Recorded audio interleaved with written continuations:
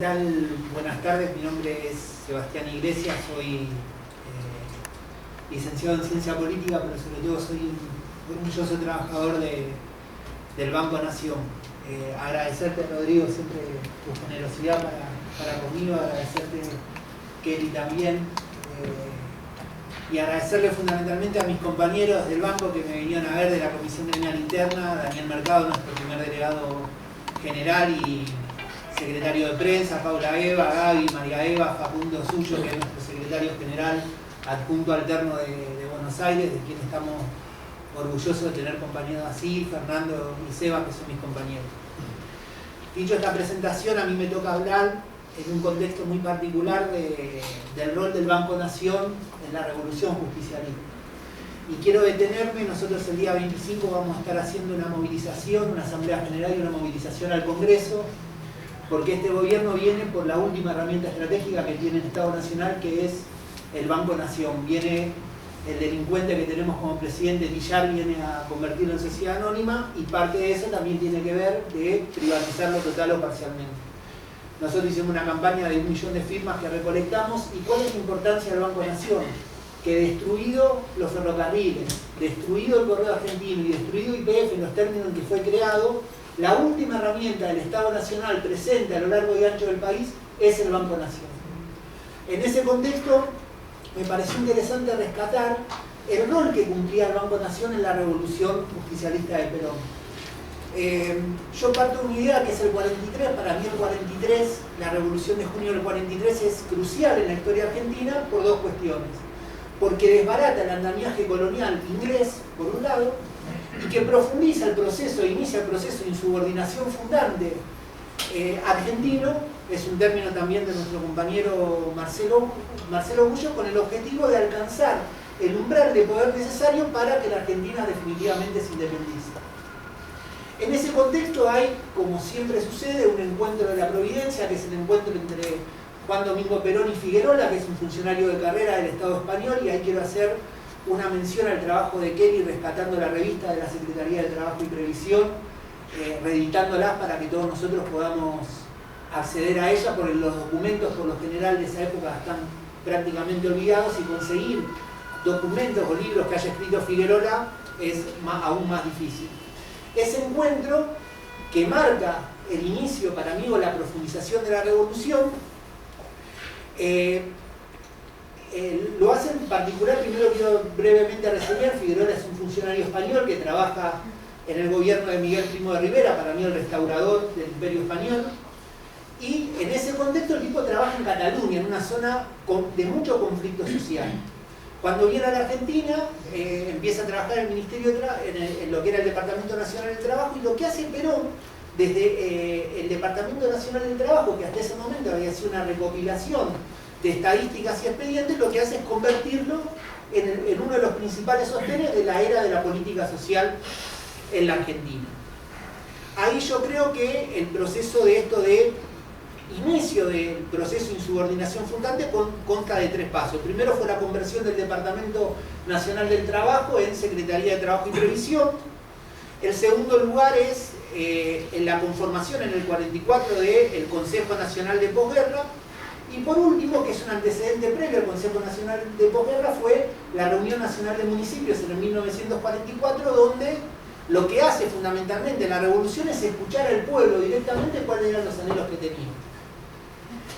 Hay una parte fundamental que dice, la revolución del 43 dice: nosotros debemos humanizar el capital. Y ahí hago un salto en la historia por una cuestión de tiempo y me llevo al 1949, donde asume como presidente de la Nación Mario Martínez Casas. Mario Martínez Casas es un cordobés que proviene de los sectores nacionalistas y católicos de Córdoba, que había tenido una gran experiencia administrando el Banco Provincial de Córdoba, y empieza a entender y a elaborar, yo me baso en una circular interna que dice el Banco de la Nación Argentina, los principios que deben guiar su funcionamiento. Y entonces lo primero que dice él, bueno, la tarea bancaria no es una tarea económica, es una tarea de labor humana. Ese es el primer anticipo que le dice a los gerentes en esa circular de cómo va a empezar a trabajar el banco. La segunda es que es una herramienta de servicio para la independencia económica. Es decir, hasta ese momento el Banco Nación, como la mayoría de las instituciones del sistema financiero, habían actuado como un soporte para la acumulación de riqueza como fin y no para la acumulación de riqueza como medio para el perfeccionamiento de la vida humana. Entonces Martínez Casas le dice, bueno, de ahora en más el Banco Nación no va a ser más el soporte ni del imperialismo británico ni de la acumulación de riqueza de los grandes terratenientes del país. Va a ser una herramienta de servicio para la independencia económica. Otro elemento que le imprime Martínez Casas es que le dice, no me sirven los gerentes que van a estar solamente preocupados por su trabajo en las sucursales. El mundo y la Argentina es algo mucho más grande que el rectángulo que a ustedes los contiene las sucursales. Ustedes son agentes de la revolución en el territorio. Eso es lo que le dice Martínez Casas a los gerentes.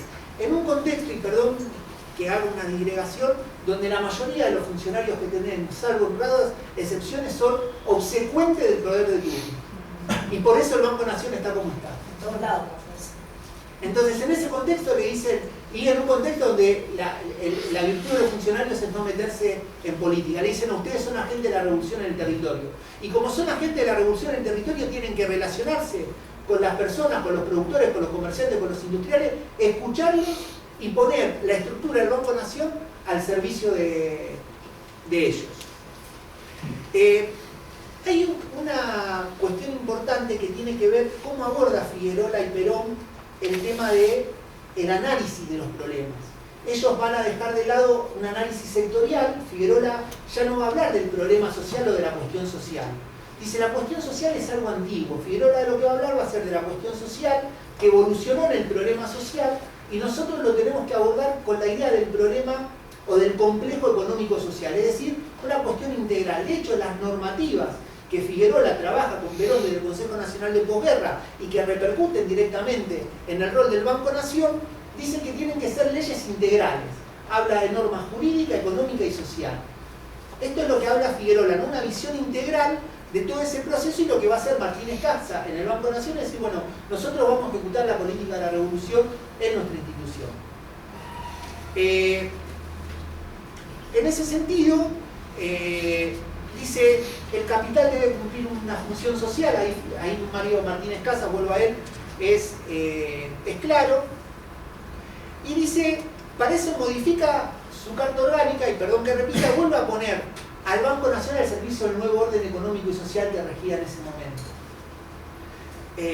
Ya voy terminando. Me gustaría, para ir a algunas conclusiones en esto decirlo, yo creo que contribuye el Banco Nación en el rol de la revolución, contribuye a la consolidación de un nuevo orden social y económico. Lo hace por intermedio del manejo de su política crediticia, que fomenta la producción en detrimento de la especulación financiera, convierte a los gerentes y empleados de las sucursales en agentes de la revolución en el territorio. Su accionar promueve el involucramiento del banco en la vida social de los pueblos y ciudades en base al restablecimiento de la preeminencia de la colaboración y no de la competencia. Y por último, para Martínez Casas, la tarea bancaria debe desarrollar, la tarea que la actividad bancaria debe desarrollar no es centralmente económica, sino por el contrario, como dije al principio, se trata de una labor humana, profundamente federal, que permite entender las necesidades de cada región sin perder por eso una mirada del conjunto. Te vuelvo a agradecer, Kelly, te vuelvo a agradecer, Rodrigo, a mis compañeros de la reunión interna y a todos los que nos escucharon. Muchas gracias.